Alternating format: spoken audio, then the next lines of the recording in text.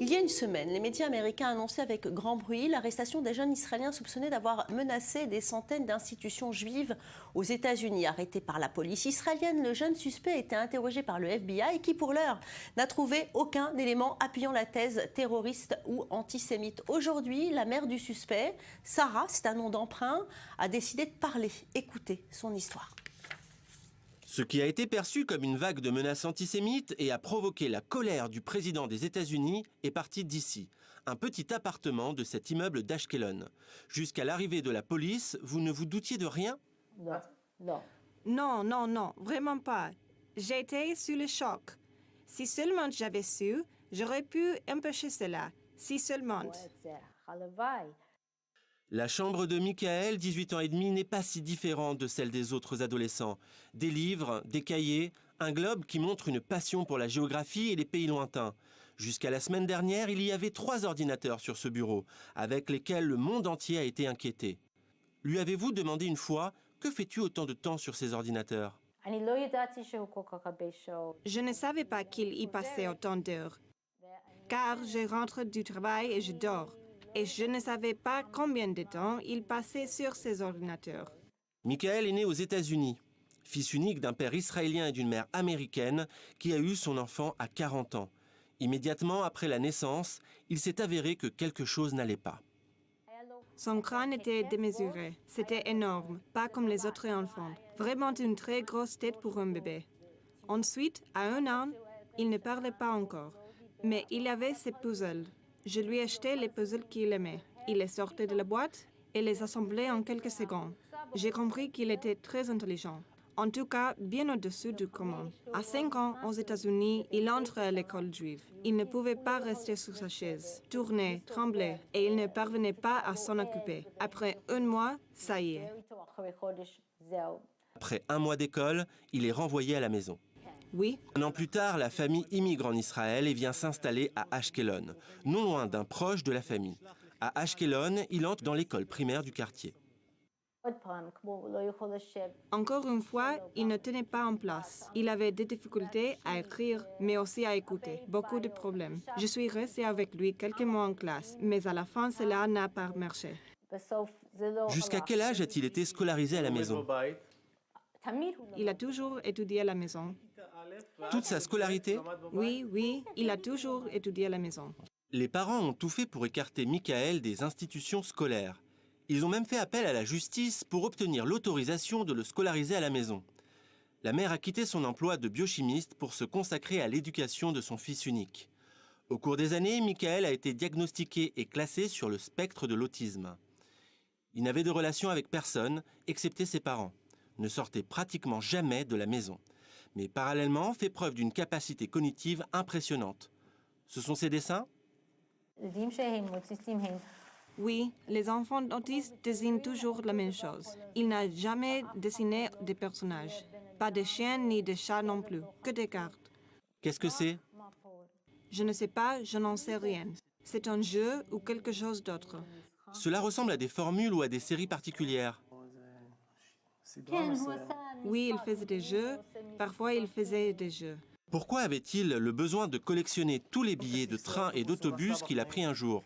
C'est un des aspects de l'autisme. Il aime collectionner des choses et peu importe quoi. Collectionner pour collectionner. Et ça, c'est quoi? Ce sont des histoires. Il adorait écrire des histoires. Ces histoires, il les a écrites à 7 ans? Oui. Il y a ici 70 à 70 pages. Oui. Il était parvenu à se faire des amis, à s'intégrer? Non. Il est autiste. Il est enfermé sur lui-même. C'est tout le problème. Il a fait l'armée? Il ne peut pas. Le problème, c'est qu'il ne pouvait même pas sortir tout seul de la maison. Michael ne sortait pratiquement jamais de la maison, mais il était tout de même parvenu à créer un réseau de communication avec le monde extérieur. Une communication établie à l'aide d'une grosse antenne installée sur la fenêtre de sa chambre, qui a provoqué son arrestation. J'étais sous le choc, choquée, et je le suis encore, parce que ce n'est pas logique, ce n'est pas possible. C'est un enfant attaché au judaïsme. Vous avez suivi à la télévision les comptes rendus sur l'évacuation d'institutions juives aux États-Unis? Oui, nous en avons même parlé. J'ai une amie là-bas avec un petit enfant, j'ai été inquiète. Et j'en ai parlé, et lui aussi. Il était aussi inquiet pour cet enfant. La police et le FBI estiment que pendant 3 ans, Michael envoyait de ses ordinateurs personnels des centaines de menaces en direction d'organisations et d'institutions juives dans le monde. L'antenne lui permettait de dissimuler son numéro d'identification. Un autre programme lui permettait de camoufler sa voix. Mon fils n'est pas un délinquant, un criminel. Il ne savait pas ce qu'il faisait. Il n'y a pas de mobile, rien. Il ne savait pas pourquoi, il croyait jouer. C'était comme un jeu, et c'est exactement l'un des symptômes de l'autisme. Son intelligence est impossible à décrire, mais il y a de l'infantilisme, ne l'oubliez pas.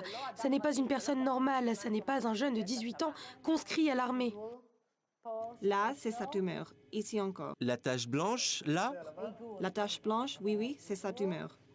La famille a donc une explication à un comportement qui a duré 3 ans et a semé la panique chez des dizaines de milliers de personnes à travers le monde. Une tumeur bénigne qui a été localisée dans le cerveau de Michael il y a 5 ans et qui le fait agir de façon totalement radicale. Je suis extrêmement désolée pour ce qui s'est passé.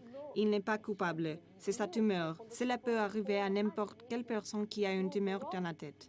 Michael a été arrêté avec son père, ingénieur high-tech, qui est soupçonné d'avoir été au courant des activités de son fils et n'a rien fait pour l'en empêcher, et peut-être même a été complice. La détention de Michael a été prolongée. Son père a été placé en liberté surveillée. Il ne savait pas ce qu'il se passait, il n'avait pas conscience de ce qu'il se passait et en plus, son enfant souffrait d'insomnie quand il allait se coucher. Il n'avait pas de contrôle sur ce qui se passait dans la chambre d'enfant. Des agents du FBI venus spécialement en Israël participent aux interrogatoires de Michael. La mère craint donc que les Américains demandent l'extradition de son fils pour qu'il soit jugé aux États-Unis. Les inspecteurs ont cherché un mobile, une explication à cette folie. Ont vérifié si Michael était en contact avec une organisation terroriste. Si en contrepartie de ces menaces, il aurait reçu des bitcoins. Mais ils n'ont trouvé aucune preuve. Dans cette affaire, il n'y a aucune logique. Ce qu'il y a par contre, c'est un jeune Israélien sur le spectre de l'autisme, qui n'a trouvé aucune place dans la société, n'a pas été soigné correctement par les services de santé et a échappé au contrôle des services scolaires. Ce sont ses parents qui ont dû l'éduquer sans savoir ce qu'il se passait dans sa chambre. Si seulement j'avais pu empêcher cela, mais comment? En demandant « Qu'as-tu fait toute la journée ?» Toute la nuit, j'étais au travail et je rentre à la maison pour dormir. Excusez-le s'il vous plaît, c'est un enfant malade. Il a une tumeur dans la tête. Il est autiste. Ce n'est pas une chose qu'il peut contrôler. Il ne pense pas comme il faut. Il a un problème avec la logique. Il doit être soigné. C'est dur, très dur.